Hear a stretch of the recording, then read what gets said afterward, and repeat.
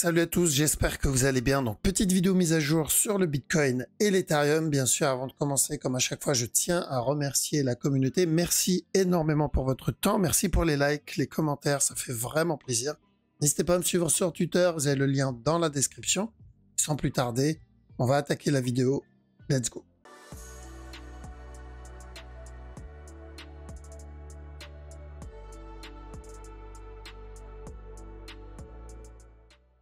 Alors, donc aujourd'hui, on va commencer par Zilliqa. Donc, c'est une crypto qu'on m'a proposée plusieurs fois dans les commentaires dans l'avant-dernière vidéo.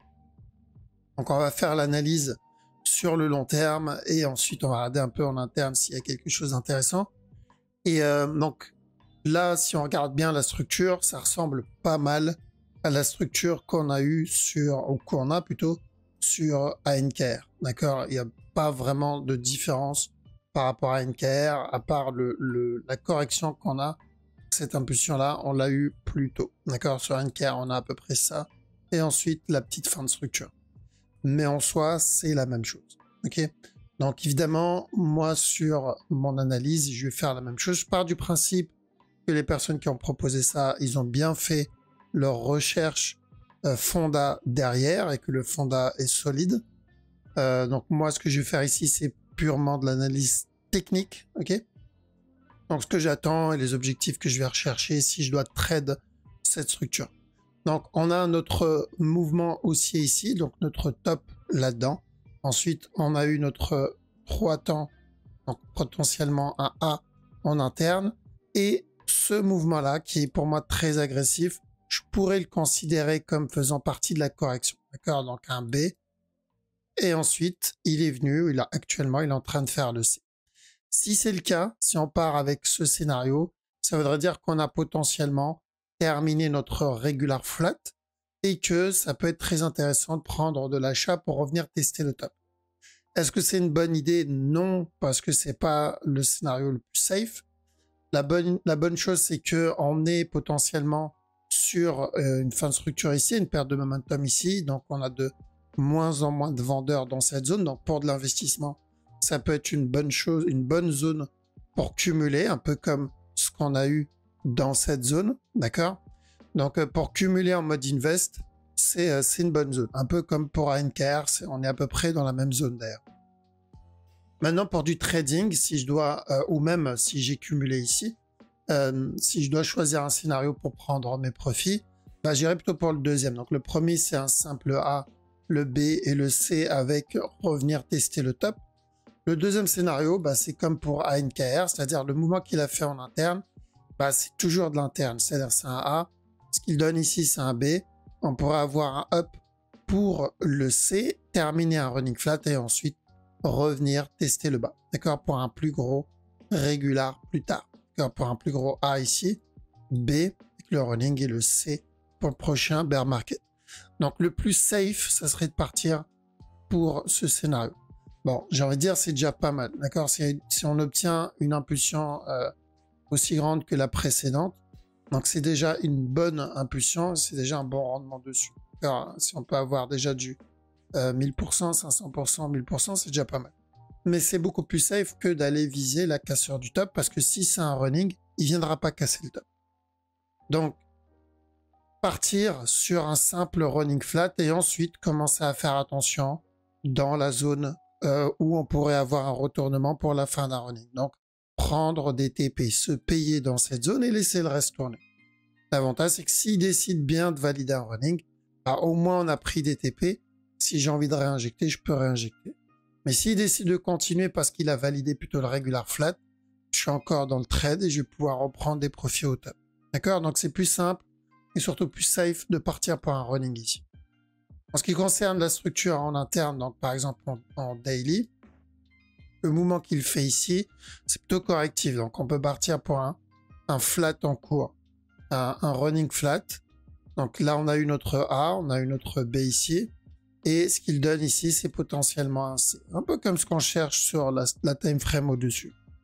Tant qu'on n'a pas cassé ce top, on compte l'impulsion qu'il est en train de donner comme un running ou faisant partie de ce running là, d'accord? Là, on est en train de parler trading.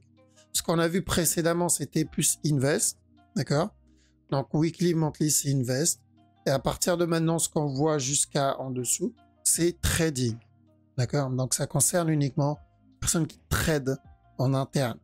On a besoin d'un stop loss, on a besoin d'attendre un setup, on a besoin de prendre des profits dès qu'on peut, de mettre des break-even, etc. Donc il va falloir manager le trade, être beaucoup plus actif sur le trade par rapport à de l'investissement. D'accord? Donc bien faire attention à ça. Et ici en interne, oui, je partirais pour un simple running flat. Si tant qu'on casse pas ce top, donc je ferai attention à potentiellement encore un autre plus bas avant le retournement. Maintenant, si il vient péter le top, en faisant le running, il décide de venir péter le top, bon bah, l'avantage ici, c'est qu'on invalide le running et on peut partir pour une structure de continuation parce qu'on sera probablement sur une nouvelle structure, donc probablement une nouvelle tendance. Donc ça peut être le départ de notre gros running flat ou ça peut être juste un plus gros B. D'accord? Donc ça, c'est pas important, ça sera toujours très intéressant d'être dedans. Mais pour le moment, on se prend pas la tête. Tant que ce top n'est pas cassé, on part pour un simple running. Le A, le B et le C. Donc on va partir sur à peu près la même structure que sur le VET, si vous vous rappelez. D'accord? Le VET, quand on était dans cette zone, rappelez-vous, on cherchait quoi? On cherchait de l'achat. Minimum pour un running jusqu'à la cassure du top. Au final, on a eu bien plus. Et on a eu le petit pullback derrière avant la continuation pour revenir péter le top. D'accord? Donc c'est après avoir pété le top qu'on a commencé à chercher la continuation. Donc même chose, parce qu'on est exactement, si on regarde bien, sur la même structure, sauf que le VET, lui, il est déjà parti. Le Zilliqa, lui, il est encore dans cette zone, donc c'est pas encore trop tard. D'accord? Il y a encore un peu de temps. Sur la petite time frame, bon, je pense que vu la gueule des bougies, je pense que c'est pas utile de rentrer en plus petite time frame. C'est pas le genre de structure intéressante à trade. C'est beaucoup de break-even bêtement. Donc l'objectif sur cette time frame, c'est qu'ils reviennent péter ce top. D'accord? Donc même s'ils décident de donner un nouveau plus bas là-dedans, on peut tenter des buy setup pour revenir péter le top. Donc c'est où il vient le casser directement, ou il donne un dernier plus bas avant de venir le péter. Donc c'est plutôt aussi en petite, dans cette time frame, je peux pas dire petite time frame, mais oui, on va dire par rapport à du weekly, c'est de la petite time frame. Donc ça potentiellement comme le A, ça comme le B, revenir donner le C, toujours dans l'objectif et dans l'optique de venir au moins valider le running. D'accord? Toujours dans l'optique de venir valider au moins le running flat et on fera très attention à ce qu'il vienne, s'il vient casser ce top ou pas. Nous, sur le long terme, ce qu'on cherche comme structure, évidemment, c'est une structure complète, un peu comme ce qu'on a obtenu ici. Si on regarde bien, on a l'impulsion, on a le drop, on a ce B et on a le C. Et là, on a un magnifique regular flat pour une continuation. Quand on a eu la même chose ici en petite time frame. Donc ça, c'est ce qu'on veut dans la majorité des crypto altcoins long terme. Mais si on regarde bien, donc dans les cryptos relativement récentes, c'est-à-dire 2019-2020, on se trouve actuellement ou ici, ou là pour certaines cryptos, voire peut-être là, non, on va dire quelques cryptos, on est encore dans de l'interne. D'accord? Donc on est très loin d'avoir développé notre structure entièrement. Et nous, ce qu'on veut, c'est le A, le B, le C, c'est vraiment une structure complète. Donc nous, ce qu'on veut, c'est ça pour la majorité. On ne cherche pas la cassure du top, on cherche juste le B en interne, pardon, et c'est largement suffisant. Donc sur le Zilliqa, c'est la même chose sur la grosse time frame. Ce qu'on veut, c'est un regular flat terminé. Une fois le regular flat terminé, avec un running en interne ou pas, là, on pourra aller pour la cassure du top, mais pas avant. Donc, pour le moment, on fait attention.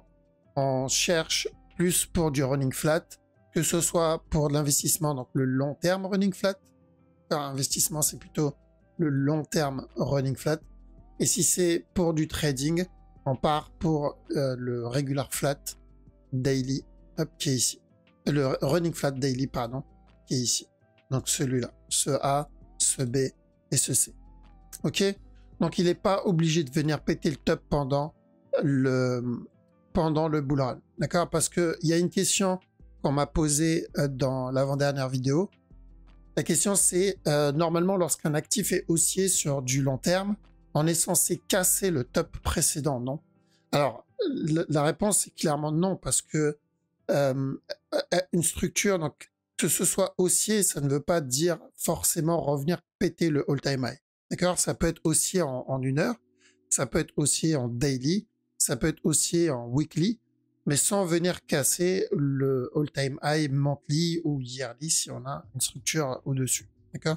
Donc si on regarde par exemple EOS, parce que c'est une structure qui est qui est plus ancienne par rapport à d'autres cryptos. Donc EOS, on a eu cette impulsion, donc le all-time high se trouve ici. Pourtant, pendant le précédent alt season, on a bien eu donc une uptrend, donc c'était haussier, d'accord? Sauf qu'il n'a pas cassé le top. Pourtant, c'est resté haussier pendant un petit moment, parce que le plus bas, il était là. Et on est resté sur une uptrend pendant 420 jours, ce qui est quand même énorme. Donc c'est plus d'1 an en uptrend. Est-ce que ça voulait dire qu'il allait péter le top? Non. Pourquoi? Parce que on savait que ça faisait partie d'une correction. La majorité des altcoins aujourd'hui, donc récentes, comme je vous ai dit, on est ou là, ou là, ou là. D'accord? On n'a pas encore obtenu ça. Et ça, c'est ce qu'on recherche dans 98% des altcoins. D'accord? Ce top-là, cette impulsion-là, c'est ce qu'on recherche. On sait que ça fait partie du B. Donc, on ne s'attend pas à ce qu'il casse le top. Donc, ça peut être aussi sans casser le B. Si on regarde aussi, par exemple, le Litecoin, c'est pareil. Le top, il est ici. Ça, c'est mon top. Pourtant, le up move, la uptrend, elle a commencé ici. D'accord? Et si on regarde bien, ça a duré bien plus que l'autre. Là, on est resté dans un up move pendant 882 jours, donc plusieurs années, dans une uptrend, dans une tendance haussière, sans qu'il revienne péter le all-time high. Donc, est-ce qu'on peut avoir, est-ce que lorsqu'un actif est haussier sur du long terme, on est censé casser le top? Non. Non, la majorité des altcoins ne casseront pas le top. Ça, on l'a déjà dit plusieurs fois, c'est la majorité ne casseront pas le top. Enfin, récente en tout cas, la majorité des dernières cryptos ne casseront pas le top parce qu'on est censé être dans une structure corrective monthly. Et forcément, si on est dans une structure monthly, à part s'ils décident de faire un future running, bah, il y a peu de chances qu'on vienne péter le top. Voilà pourquoi, dans beaucoup de cryptos, on vise pas le top, on vise par sécurité juste un B. S'il vient péter le top pour un future running, bon bah là c'est bonus, c'est cadeau, mais c'est pas ça qu'on recherche à la base. D'accord? Donc j'espère que ça répond à la question. Maintenant, on va faire l'analyse du Bitcoin. Donc BTC, sur la grosse time frame, évidemment, il n'y a pas eu de changement. Par contre, sur la petite time frame, si on regarde bien en 15 minutes, dans la précédente vidéo, on cherchait un flat. Donc que ce soit un regular ou un running, si vous vous rappelez, je dis ça, c'est un A. B, on peut avoir un C. Et ensuite, le up pour revenir péter le top. Ça se passe plutôt bien. Donc on a obtenu notre C ici. Donc pour un regular flat, là l'objectif c'est revenir casser le top. On fait très attention au top. Donc pour les personnes qui ont pris ce trade, qui ont tenté ce regular flat, il va falloir vraiment manager le trade à la cassure du top parce que on est à un top. Hein. Donc là actuellement sur le move, on n'a pas encore de top précédent à part notre all-time high. Donc à chaque nouveau plus haut, on doit faire attention ou à une correction ou carrément au drop pour un running flat par exemple, d'accord? On doit rester vigilant parce que le move peut corriger. Même ce mouvement-là, s'il doit corriger, il peut venir le corriger. Et j'ai pas envie de laisser un trade tourner et me retrouver dans une structure corrective. Moi, je suis toujours dans le buy que j'ai pris ici, d'accord? Je ne l'ai pas coupé. Je prends un peu de profit dessus, mais je suis toujours dedans. Pourquoi? Parce que, comme on l'a vu dans la précédente vidéo, le mouvement était encore haussier et il n'y avait pas vraiment de raison de vendre. Donc là, c'est toujours le cas. C'est plutôt de l'achat sur ce BTC. Même si, par je ne sais quelle magie, il décide de venir retester ce bas parce qu'il y a une petite news ou peu importe, d'accord? Je pense pas que c'est férié aujourd'hui aux États-Unis, donc il y a peu de chance. Mais au cas où, ça sera toujours aussi, d'accord? Pour rassurer ceux qui cherchent la cassure du top, ça restera encore haussier. En petite time frame, il y a peut-être une chance pour un running. Donc, si on le voit, par exemple, donner un drop ici, on pourra partir pour un running flat. Mais voilà, pour moi, c'est encore haussier pour revenir péter le top. Donc, pas de changement sur la petite time frame. En ce qui concerne ETH, bon, je m'attendais à ce qu'il donne une structure corrective un peu plus grande, un peu plus complexe que ça. Il a fait un truc un peu plus simple. Mais c'était aussi haussier. Donc, le but, c'était revenir péter le top. Il a été un peu plus rapide que le Bitcoin. Pour ceux qui tradent la petite time frame, pas de sell setup non plus. Au contraire, il y a encore un autre buy setup là-dedans pour revenir péter le top, un peu comme ce qu'on a eu ici. Donc, il n'y a aucune raison de vendre ETH pour moi, mais je dois faire attention à chaque nouveau plus haut. Pourquoi? Parce qu'il y a toujours le potentiel running qu'on pourrait avoir à cause de ce mouvement-là qui est toujours tout seul et qu'on n'a toujours pas terminé de développer. D'accord? Donc là, c'est de l'interne qu'on prend. Tous les buy setup qu'on va prendre, c'est de l'interne. Donc ça concerne uniquement ceux qui trade. D'accord? Donc on fait attention ici au petit buy et on fera attention à la cassure du top pour où sortir ou prendre les TP pour ceux qui l'ont pris. Et le BNB, c'est pareil aussi.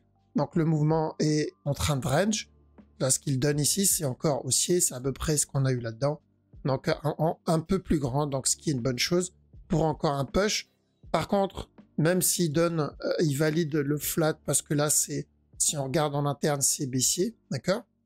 Être baissier en interne n'invalide pas la structure haussière sur une time frame au-dessus, c'est même normal. Donc même s'il vient valider ça comme un flat pour donner un drop, ça ne change pas le move tant qu'on reste dans cette zone, d'accord? Tant qu'on reste dans cette zone, ça n'invalidera pas le mouvement. On pourrait même très bien avoir une structure complexe comme ça, et qu'un autre drop, ça ne changera pas. Alors, ça ne changera pas le up move.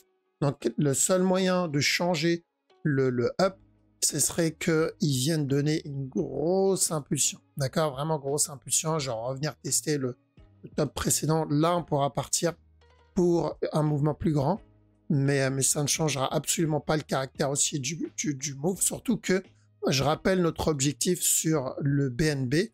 Quand on était en bas, qu'est-ce qu'on disait ici? On disait, tant que ce bas n'est pas cassé, on cherche de l'achat. L'objectif, c'était de revenir péter le top. Donc, on est en train de valider notre scénario qu'on a vu. Je me rappelle, c'était voilà, début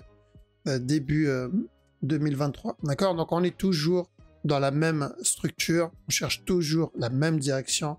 BNB, pour moi, c'est toujours de l'achat. Malgré qu'on a eu, je me rappelle, le FUD sur BNB, on a continué à chercher de l'achat dessus parce que la structure, elle, indiquait qu'elle voulait revenir tester le top. Donc, toujours haussier sur le BNB.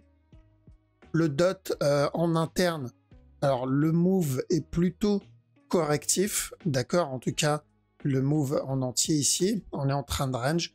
Donc, on pourrait revenir péter le top tout de suite, casser le top tout de suite. Donc ça comme structure corrective. Et ce qu'il donne ici, ça peut être juste un petit flat et ensuite revenir péter le top.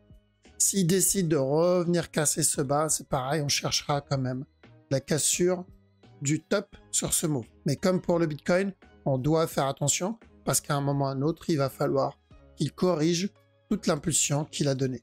L'objectif, le gros objectif sur le DOT, ça serait qu'il revienne péter, bien sûr, ce top-là. Car ça, c'est notre objectif final. Le DOT, on l'a dit, c'est encore haussier. Et le TP, en tout cas une partie du TP, c'est le dernier plus haut. EGLD, alors EGLD, l'objectif sur la structure 4 heures aussi, c'est ce top-là. Donc c'est haussier, que ce soit après avoir, que ce soit directement ou après avoir validé d'abord un beau regular flat, ça serait beaucoup mieux. Un peu comme ce qu'on a eu ici. Bon, celui-là, c'est un contracting, mais au moins nous donner un flat en interne. Donc, EGLD, c'est toujours haussier pour revenir péter le top. Maintenant, pour la petite time frame en 1 heure, je pense qu'on a validé notre running flat. Je vous ai dit de faire attention pour avoir un drop, ensuite un up. Il y avait la chance d'un petit running en 15 minutes, si vous vous souvenez. Celui-là, je vous ai dit, c'est où on a terminé un contracting, où on va avoir un running flat pour un dernier push, tant que ce bas n'est pas cassé. Bon, il est venu casser le bas directement. Donc, à partir du moment où le bas il est cassé, on partait pour une autre structure, une plus grande. Donc, ou un plus gros B avant le up, ou il valide notre running flat, up, notre running flat ici, avant le up. Donc là, je pense qu'on part plutôt pour le running flat. Donc, le running flat, pardon, donc c'est encore haussier, mais on doit rester vigilant à chaque nouveau plus haut parce que si tout le mouvement qu'il donne, c'est un B, il ne faudra pas être étonné de voir un C avant la continuation. En tout cas, j'espère qu'on aura un beau petit flat sur ce move. Le sol, c'est haussier aussi. Si vous vous rappelez, on a dit revenir péter le top. Ça, c'est l'objectif à chaque nouveau plus bas. Pour le moment, ça se passe très bien. En petit time frame, plutôt du 1 heure. Donc, c'est la même chose que pour EGLD. Il y avait le risque qu'on obtienne un running plus tard. Je vous ai dit, on peut avoir un running avant le up. Alors, je pense que c'est ce qu'il est en train de valider ici avec ce A, ce B, revenir donner le C. Donc, l'objectif, c'est de revenir péter le top encore une fois. Et l'objectif au-dessus, ça sera ce top-là. Le premier objectif, c'est celui-là pour le running. Et le deuxième objectif, c'est celui-là pour le regular flat qu'on a vu il y a plusieurs semaines déjà. Le VET est déjà parti. On a déjà atteint notre objectif. Maintenant, ça va être plus l'interne qui va nous intéresser. On a cassé ce bas, il me semble. Ouais, on l'a cassé. Donc, je considère ce mouvement-là comme un A et ce qu'il donne en interne comme un B. Donc, à chaque nœud plus haut, j'ai cherché ensuite un C et après la continuation. D'accord, ça sera pour une continuation, mais il va falloir être patient, attendre que notre B se termine. Ceux qui trade l'interne, oui, il y a potentiellement un petit running, mais c'est du 5 minutes. Donc, il va falloir rester vraiment vigilant là-dessus. Mais juste rapidement, pour les flashman, A, B, C, et ensuite on pourra continuer l'achat. Donc là, on est en train de faire le B actuellement, le Litecoin. On l'avait vu plutôt pour de la vente et ça s'est validé. On avait dit attention, ça c'est notre running A, B, C. Donc on risque encore de la vente pour revenir péter le bas. Donc ça c'est bon aussi. Sur la time frame au-dessus, donc on fait attention pour encore revenir péter le top. Donc où il a terminé le flat ici pour revenir casser le top tout de suite. Mais s'il décide de revenir donner un autre plus bas, ça sera quand même revenir péter le top. Donc le mouvement devient plutôt correctif, ce qui fait qu'on augmente les probabilités pour encore de l'achat pour revenir tester les 73 $ à peu près. D'accord? Voilà, je pense qu'on a fait le tour. Donc désolé si la vidéo est un peu plus longue que d'habitude vu qu'on a rajouté une crypto en plus. Donc si vous voulez que j'analyse une autre crypto, si vous pensez que le fonda est plutôt bon et que la structure est d'après vous intéressante, n'hésitez pas à mettre ça dans les commentaires. Moi, je vais y jeter un œil et si je trouve que c'est plutôt propre et qu'il y a de quoi manger dedans, je ferai une analyse complète dessus dans la prochaine vidéo. En tout cas, merci les amis d'avoir regardé la vidéo jusqu'au bout. Merci pour votre soutien. Passez une bonne soirée. Ciao.